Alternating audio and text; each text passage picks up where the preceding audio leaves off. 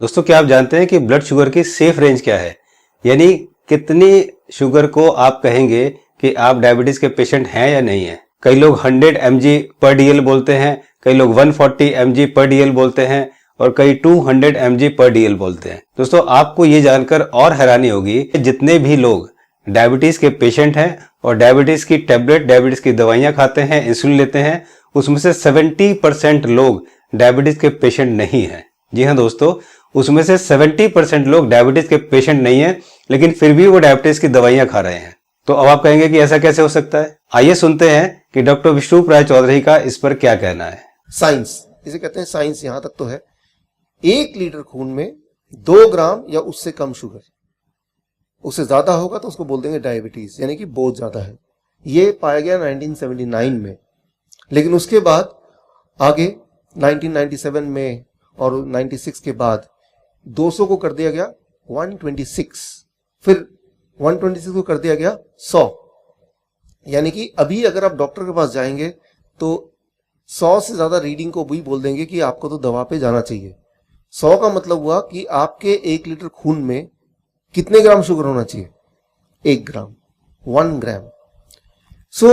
आप गौर से देखेंगे तो आप पाएंगे समय के साथ साथ जो आंकड़ा है वो कम होता जा रहा है, कम होता जा रहा है, कम होता जा रहा है। 200 से शुरुआत हुई थी, आज की तारीख में वो 100 तक पहुंच गया। तो जैसे जैसे आंकड़ा कम होगा वैसे वैसे क्या होगा, ज्यादा से ज्यादा लोग बीमारी के घेरे में आ जाएंगे। बीमार है नहीं वो, लेकिन डेफिनेशन के हिसाब से वो बीमार है। कैसे पता चलेगा आप बीमार हैं? अभी कैसे पता चलता है? 2 तरीके हैं। एक कि आप डायग्नोस्टिक कराते हैं, यानी कि आप डॉक्टर के पास जाते हैं, वो आपका खून लेते हैं, उसका टेस्ट करते हैं, वो एक तरीका है और वो टेस्ट बताता है कि आप बीमार हैं कि नहीं। दूसरा, आपको कोई दर्द होता है, पेन होता है, डिस्कंफर्ट होता है, तो इन दोनों में से जो दूसरा तरीका है जो बॉडी खुद बताता है, मान लीजिए वही तरीका है। अगर बॉडी आपको नहीं बता रही है कि आपको तकलीफ है तो रीडिंग कुछ भी आ सकती किसी की, वो ज्यादा इंपॉर्टेंट नहीं होता है। ये बात अगर आप समझ लें तो आप पाएंगे, if you understand this much, इतना अगर आप समझ लें तो आप ये पाएंगे, मैंने देखा है अपने पिछले 10-12 साल के इस करियर में कि 70% डायबिटीज के पेशेंट वो ऐसे हैं जिनको दवा की जरूरत ही नहीं है। वो डायबिटीज के पेशेंट थे ही नहीं कभी, बस वो आंकड़े को मैच करने के लिए वो दवा खाए जा रहे हैं। आज डायबिटीज की बात करेंगे, हार्ट डिजीज की बात करेंगे, कैंसर की बात करेंगे, तो उसको समझना जरूरी है। कभी कोई बोलेगा कि आपको कैंसर है तो वो उसने बोला, लेकिन क्या वाकई में है? डायबिटीज है, वो किसी ने बताया, एक मशीन ने बताई कि आपको डायबिटीज है, लेकिन क्या वाकई में है? या तो हाँ या ना। अगर तो नहीं है तो फिर हम दवा क्यों खा रहे हैं? और अगर अब है तो क्या दवा खाने से वो हल हो जाएगा? पूरी जीवन में क्या आपने कोई ऐसा एक आदमी देखा है जो बोल रहा है कि दवा मैंने खाई और मेरी डायबिटीज ठीक हो गई? वो जिंदगी भर खाते हैं, वो ठीक होती ही नहीं है। वो जितना खाएंगे, दवा की प्रवृत्ति है, दवा की मात्रा बढ़ती जाएगी और आप उस चक्रव्यूह में फंसते चले जाएंगे। तो आपको ये निर्णय करना है, फैसला आपको लेना है। सबसे इंपॉर्टेंट बात कि आप बीमार हैं या नहीं है। वो कोई मशीन करेगा तो वो गलत भी हो सकता है। इसीलिए सबसे पहली बात जो अभी हम सीखेंगे अगले 10 मिनट में, क्या हम बीमार हैं, और अगर हैं तो वो कौन सी बीमारी है, और फिर आएगा अब इसको ठीक कैसे करें। ये बहुत ही सिंपल है। मैं तो साइंस की बात बोलूँगा, साइंस की भाषा जो मॉडर्न साइंस है उसकी भाषा से समझाऊंगा, लेकिन आसान तरीके से, ताकि आप इसको समझ पाएँ और आज जब आप घर जाएं उसको जाते ही अपने जीवन में उतार पाएँ। यहाँ पे आप डायबिटीज की बात से शुरू की हमने कि धीरे धीरे आंकड़ा पहले 200 था, फिर 126 हो गया, आज 100 है। कि 100 आंकड़ा अगर है तो भी उसको डायबिटीज की दवा दे देते हैं, जबकि 100 आंकड़ा इतना ज्यादा कम है कि इसमें कोई दवा की किसी को जरूरत नहीं है, साइंटिफिकली जरूरत नहीं है। अच्छा, एक कभी आपने ये सोचा कि आप जाते हैं किसी के पास, वो बोलता है कि अगर आपका शुगर 125 है, आप डायबिटिक हैं, तो 125 को डायबिटीज बोलना या नहीं बोलना ये कौन डिसाइड करता है? वो कोई इंसान डिसाइड करता है। वो गॉड ने नहीं डिसाइड किया कि 125 या 26 या 200 का फिगर, ये एक इंसान, हम और आपकी तरह एक इंसान ने ये डिसाइड किया। वो इंसान कहाँ बैठा है? हम सबसे बहुत दूर कहीं बैठा हुआ है। एक कमिटी बैठती है, उसका नाम है ADA, अमेरिकन डायबिटीज एसोसिएशन। उसमें 8 लोगों की कमेटी बैठती है। वो सोचती है कि कितना नंबर होना चाहिए जिसे हम डायबिटीज बोल दें, और वो एक नंबर तय करती है। वो नंबर पूरे दुनिया में फैला देती है, और वो नंबर आप भी मान लेते हैं, और उसको ध्यान में रखते हुए आप रोज दवाई खाते रहते हैं जीवन भर।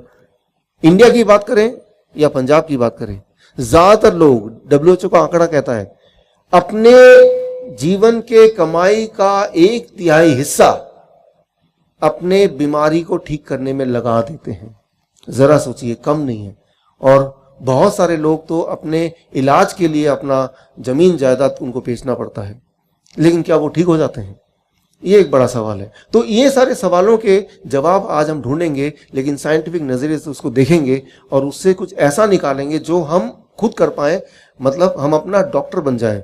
We can be our own doctor, right? पहले तो बीमार पड़े ना, और पड़े तो हमें पता है कि मुझे क्या करना है, आज क्या करना है, once I go back home. और वो बहुत ही सिंपल है, जो कि मैं अलग अलग देशों में बताता हूँ, वही आज बताने वाला हूँ, जो मैं अपने जीवन में खुद पालन करता हूँ। आप कभी किसी डॉक्टर से पूछिए, ये जो आंकड़ा है डायबिटीज का, HbA1c एक टेस्ट होता है, फास्टिंग ब्लड शुगर होता है, पोस्ट प्रैंडल ब्लड शुगर होता है, ये सारे आंकड़े आए कहां से?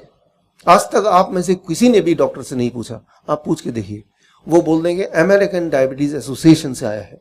अच्छा, अगर कोई अमेरिकन डायबिटीज एसोसिएशन से पूछती है ये आंकड़े, ये जो नंबर है, ये नंबर आपको कैसे मिले? आपको क्या लगता है? उनका जवाब ऐसा होगा कि हजारों साइंटिस्ट सालों सालों तक मिलियंस ऑफ डॉलर्स खर्च करके, तब बहुत रिसर्च करके एक नंबर आ गया, उस नंबर को आप तक पहुंचाया।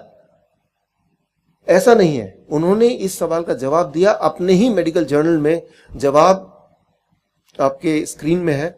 उन्होंने जवाब में लिखा कि हमें लगा, ध्यान से सुनिए, हमें लगा कि ये नंबर जो मैं बता रहा हूं 100 या HbA1c 6.5 या 5.6, ये नंबर ठीक ही होगा।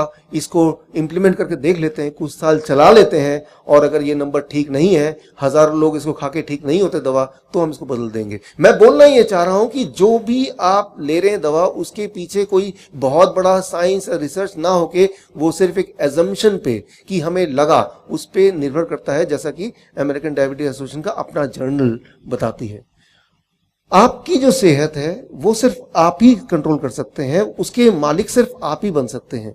उसके लिए किसी और पे निर्भर होना कि वो मुझे ठीक कर देगा, ये दवा ठीक कर देगी, उससे ज्यादा इंपॉर्टेंट है कि आप खुद उसको ठीक कर लेंगे, राइट? वो सोच आपको रखनी पड़ेगी। सुना दोस्तों, अगर आपका ब्लड शुगर 200 से कम है, इसका मतलब आपको अभी दवाइयां खाने की जरूरत नहीं है और आप डायबिटीज के पेशेंट नहीं है। तो अपने आप को DIP डाइट से और इसको कंट्रोल कीजिए और इसको नीचे लाइए। मैं आपसे बार बार कहता हूं और आज फिर दोहरा रहा हूं कि बीमारियों से बचने के लिए ना दवाइयों की जरूरत है और ना डॉक्टर की जरूरत है। अगर जरूरत है तो सिर्फ एजुकेशन की, अगर जरूरत है तो अवेयरनेस की। जैसे दोस्तों, मुझे भी हार्ट ब्लॉकेज थी, लेकिन मैंने इसी अवेयरनेस और एजुकेशन की वजह से बिना दवाइयों के अपनी इस प्रॉब्लम को ठीक किया। दोस्तों, मुझे उम्मीद है कि अब आप इस एजुकेशन से अपना तो भला करेंगे, बाकी अपने आसपास के लोगों को भी एडुकेट करेंगे कि ब्लड शुगर की सही और सेफ रेंज क्या है। जल्दी मिलता हूं एक नई वीडियो के साथ। तब तक आप अपना ख्याल रखिए और दूसरों को भी स्वस्थ रखिए। और दोस्तों, अगर वीडियो अच्छी लगे तो लाइक जरूर करना, चैनल को सब्सक्राइब जरूर करना और वीडियो को शेयर करना, ताकि दूसरे लोगों को भी इसका फायदा मिल सके। तो जल्दी मिलता हूं एक नई इंफॉर्मेशन के साथ। तब तक नमस्कार।